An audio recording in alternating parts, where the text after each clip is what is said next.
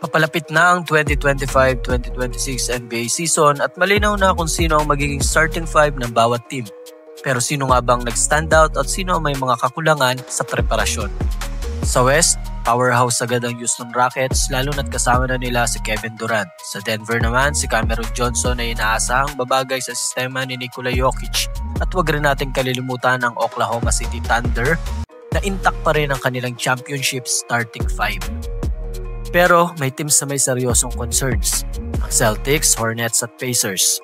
Sila ay kulang sa big man presence samantala may injuries na agad ng Celtics, Mavs, Pacers at Pelicans. Dagdag pa riyan may ilang key free agents na hindi pa pumipirma.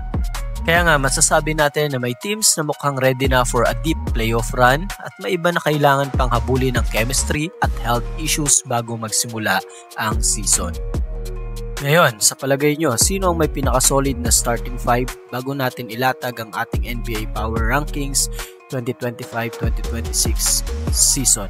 I-comment nyo na yan at i-follow ang page para sa mas marami pang NBA updates.